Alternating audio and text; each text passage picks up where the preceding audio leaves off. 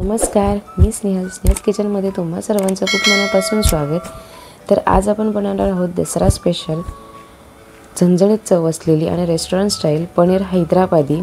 ही recipe तुम्ही नान, भटुरे, चपाती किंवा गरम गरम भातासोबतही अप्रतिम लागते। नक्की ट्राय करून बघा।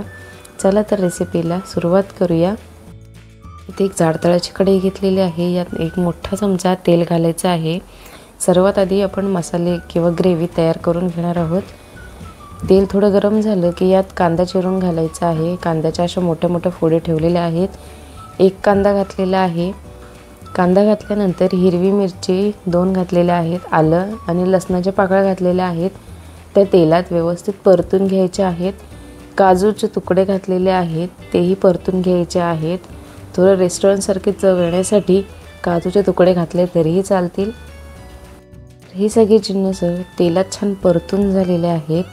ते थोडं थंड झाल्यावरच मिक्सरला वाटून घ्यायचे आहेत। तर कांदा, आलं, लसूण, मिरची, आलं हे थंड झालेले आहेत। हे मिक्सरमध्ये घालूयात। यात पुदिना घालायचा आहे आणि खूप सारी अशी कोथिंबीर घालायची आहे। पुदिन्याने खूप छान चव लागते। नक्की ट्राय करून बघा। यात थोडंसं पाणी घालायचं आणि हे वाटण बारीक करून घ्यायचं आहे। पनीर हैदराबादीसाठी लागणारे हे वाटण तयार झालेलं आहे। पनीर तळून घेऊयात। तर याच तेलात हे पनीरचे तुकडे तळून घेऊयात। दोन्ही साईडने गोल्डन ब्राऊन होईपर्यंत हे तुकडे तळून घ्यायचे आहेत। जर तुम्हाला तळलेलं पनीर आवडत नसेल तर नाही तळलं तरीही चालेल। मग पनीर मऊ राहण्यासाठी किंवा मऊ ठेवण्यासाठी ते 10 मिनिटं कोमट पाण्यात भिजवून ठेवा। ते मऊ राहतील। ते मसाले तयार करण्यासाठी 4 छोटे चमचे दही घेतलेला आहे।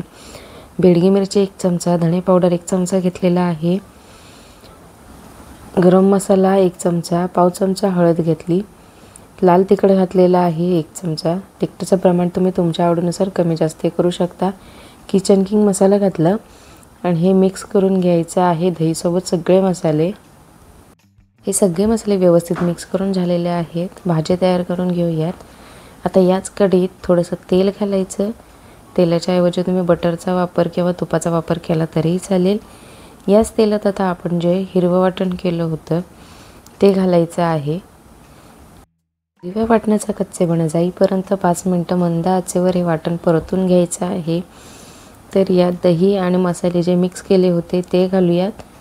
ते घातल्यानंतर एक 5 मिनिटं मसाले परतून घ्यायचे तेलात। चवीनुसार मीठ घालायचं आणि चांगली उकळी काढून घ्यायची। एक 10 मिनिटं मंद आचेवर डिश शिजवायची आहे। ग्रेव्ही शिजवायची आहे। ही डिश नेहमी मंद आचेवर शिजवा म्हणजे चव अजून दुप्पट लागते। तर यात तळलेलं पनीर घातलं। तळलेलं पनीर आणि हे मसाले सगळं व्यवस्थित मिक्स करून घ्यायचे। जर तुम्हाला अजून रेस्टॉरंटसारखी चव हवी असेल तर यात थोडे क्रीम घातलं तरीही चालेल। रेस्टॉरंटसारखी खूप छान चव लागते। तर इथे पनीर हैदराबादी ही भाजी तयार आहे। सर्विंग प्लेटमध्ये सर्व करून घेऊयात।